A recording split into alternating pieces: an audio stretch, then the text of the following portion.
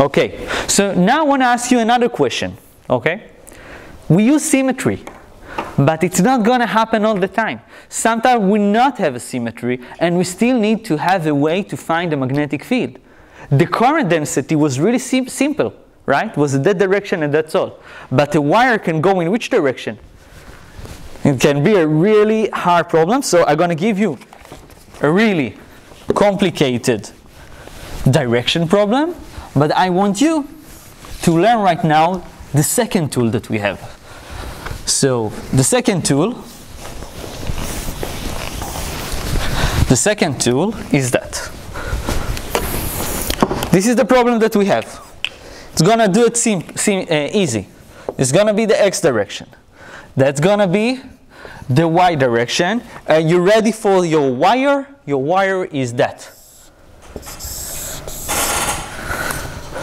This bow and this bow connected here. This angle is alpha. This distance, right? This is A, B, C, and D, okay? And this is a wire with the current inside it. This is the direction of the current, okay? It's not the L, it's the direction of the current, okay? Let's do here, I.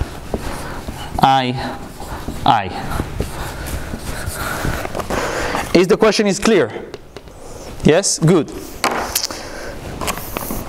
I want you, before we're going to start it, okay, I want you to finish and help me draw this table.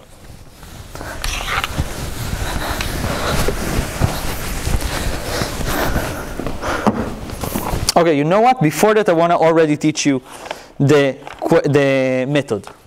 Okay, so what is the method? So what we had when we used Coulomb's law, there was no symmetry. We said the dE, let's do it in black, dE equal to what? To what? An integral? Not yet, it's dE. Equal to what?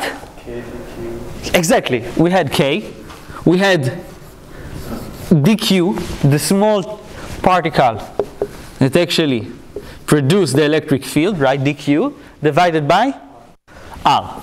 R what? Square. And this was a vector, right? And we had a more mature way to write it, right? Instead of using K, what we can use?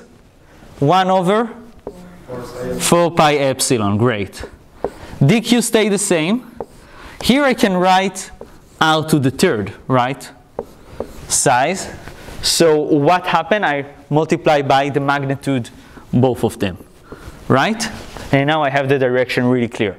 Remember what we did? We sum all of this.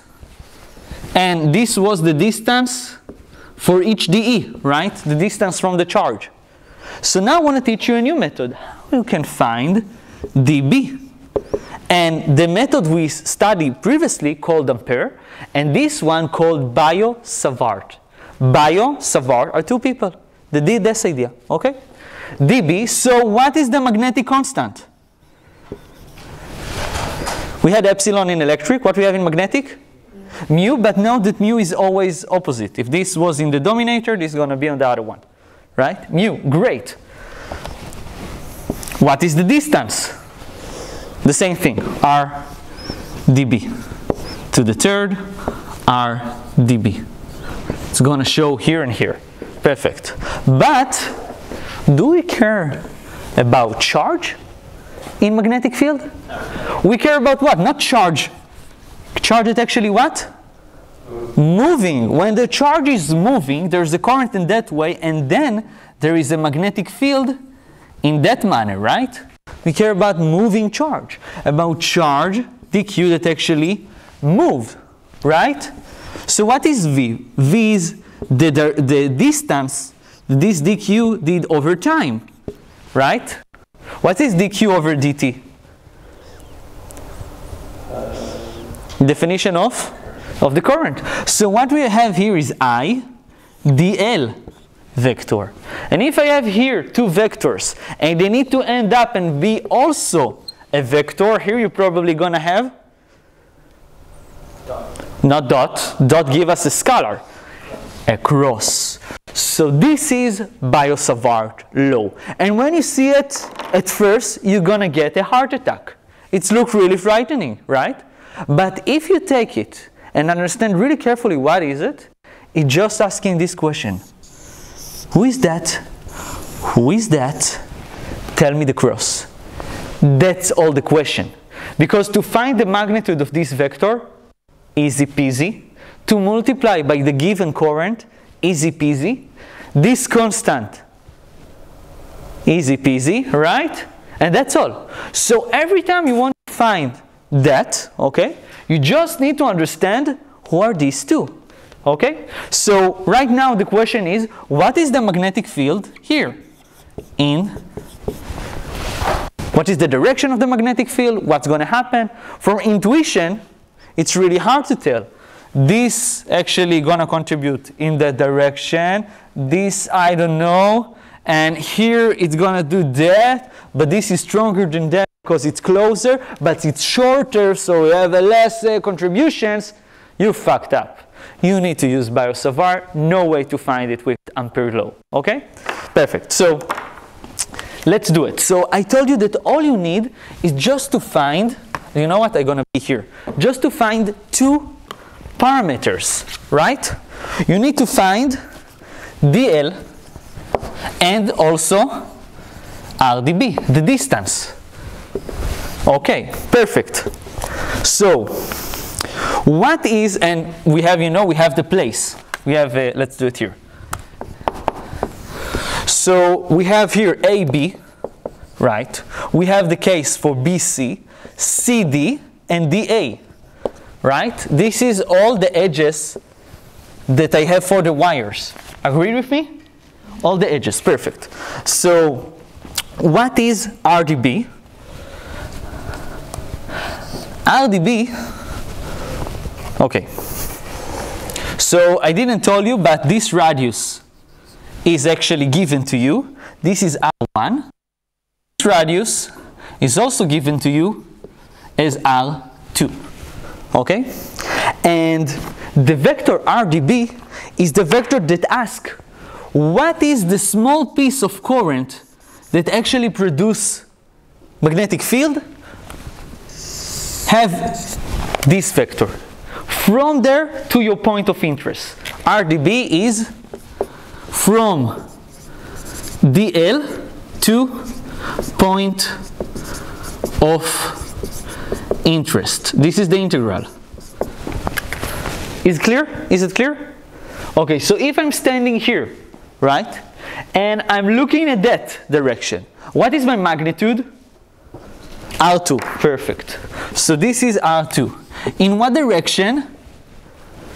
This is a radial coordinates. All this DL on top of AB actually pointing in the minus R direction. Do you see it? So I know what is RDB for all the pieces of wire I have on top of here. Cool. What's going to happen in CD? This is DL, this is DL, this vector is R1 minus R. Perfect. But what's going to happen here in BC? It's going to be many values of R, right? Many changing values. So here we're going to have R in the minus R and R in the minus R. Is that clear? Do you understand how we found RDB? Because this is half of the problem. Again? Okay. No, that's one, yes. What? The R. Ah, the changing one? Yeah. Okay. Here, there were all the same distance. But this wire have a changing distance. So I don't have a value for that. That's your value? Probably. Yes? Good. Great. Now, DL. And DL is similar to the one in Ampere's law. It's similar to it, right? It's just DL is a line. So DL is a piece of the line. In Ampere, be careful, it was imaginary line. Like Bob Spock do, imagine, right? So imaginary line, it was not real. But this line is fucking real. If you're going to touch it, you're going to be electrified, okay? It's a real thing. but we need some geometry for it. So this one, what is the magnitude of this line? Nice. So if the distance is r2, and we have a small change in angle, and the direction is the direction of the current, so at that direction it's minus theta, right? Minus theta. Good. And that place right here, it's the opposite. It's going to be again r1 d2, but right now positive theta. The angle increase, right? Good. What's going to be happening here? It's going to be what? dl, or exactly dr, right? Some dr, right? This size, right? The small increment here, right? But the direction going to be minus r, right? And the same going to be here, but with plus, right? Because the current going through, out. That's it, guys. We found everything we need to calculate what is the magnetic field from each wire. Okay? So let's solve it. So I'm going to be here. So first of all, B total equal to the sum of all the small contribution that we have, and each contribution is actually made of this. This can go outside of the integral, right? This is a constant for us, but this thing is the real deal. RdB to the third dl cross rdb, right? Vector, right? But I want you to notice something. I can split this integral to the 4 wires, right? And what I'm going to see when I'm going to do that? The integral can be split into the integral from a to b, plus the integral from b to c, plus the integral from c to d, plus the integral d to a, right? What I'm going to see? What is the cross product? Go back to the table with me. What is the cross product between these two? 0. And what is the cross product between these two? 0. Okay?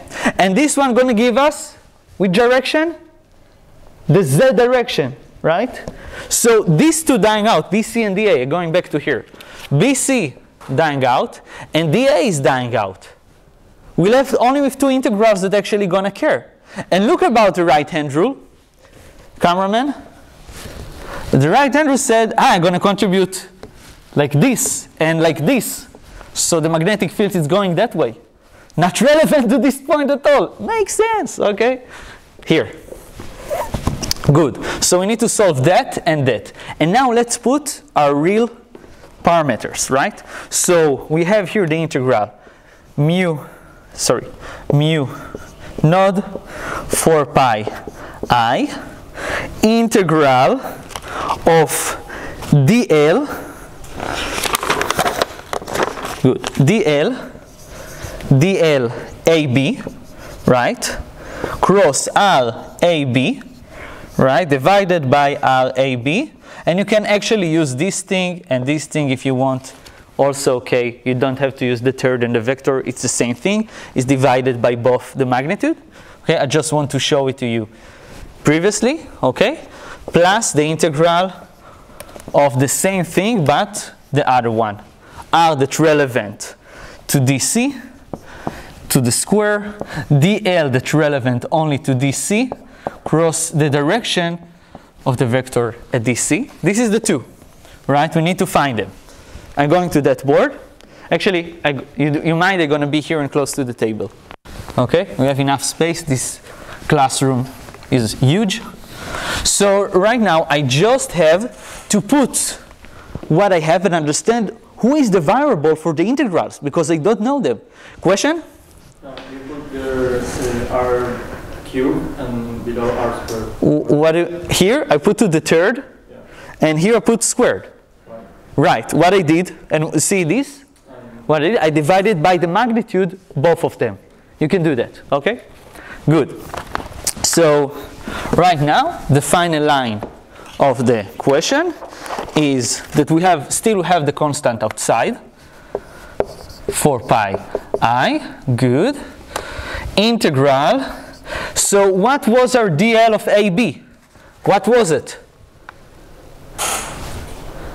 It was R2, which is constant, d theta, good, multiplied by, who was our RAB? It was R2, right? And we have minus theta cross minus R, which gonna give us minus Z. Good, we know the contribution. Does it make sense? Let's look at here. Right hand rule said it's gonna enter here, and inside it's the opposite of Z, which is that way. Makes sense with the right hand rule. Good. How much time do we have? Good. Okay, perfect. So divided by, what is the magnitude of RAB? R2 square, perfect. And I did a mistake. I put here R2, but I should put here 1, because I did this thing, the hat, right? So this should be 1. Okay, R2, perfect. These cancel out with this one, right? And what is the angle that I'm running at? I'm running on theta. This is the variable. I mean, what is the variable? So it's actually pi over 2 minus alpha over 2. And here is pi over 2 plus alpha over 2, right? This is this angle. From here to here. You see it? I divided alpha to 2 parts. Before pi over 2 and after pi over 2. Okay, perfect. And what we have here, this one is DC. DC is actually here. It's the same thing. It's R1 d theta multiplied by 1 R1 square. The direction right now is positive Z. Does that make sense? Yes, the current going the other way. Yes, makes sense. Good. This one, die with this one. And we put the integral for pi integral 1 over R2, right, plus 1 over R. Sorry, this to this 1. This is plus, this is minus, d theta, the same boundaries, and we're going to end up with B total equal alpha mu I 4 pi 1 over R1 minus 1 over R2 Z direction. We did it, okay? So what I want you to take from this tutorial, if you have a problem, and the problem asks, what is the magnetic field? You're going to say, ha, got you. 2 options, Ampere or Biot-Savart. If these have some symmetry, really nice symmetry, I know the direction of the magnetic field really easily in space, I can find a frame. And this frame can be square, can be circular, it depends. And I'm going to find places when it's 90 degrees or 0. Ampere going to work. If, on the other side, I have a mess, a wire that traveling all space and does crazy curves and stuff like that, I'm going to use Biot-Savart. That's all for today. See you next week. You have extra videos they sent you. Watch them. Good luck. Question. What if we don't know what the length of the function? This is the challenge when dealing with Biot-Savart. The challenge gonna be or in RDB or in DL. So this is gonna be a challenging question, and that's what you need to practice right now when doing Biot-Savart or Ampere. You need to practice about the DA. Who is the DL? That's the practice. I agree with you. Exactly. This is the interesting question. Because if it's like a non-moving thing, are we going to be given a function or something? Usually, yes, that's what happens. Yeah, exactly. Okay, finish the video. See you.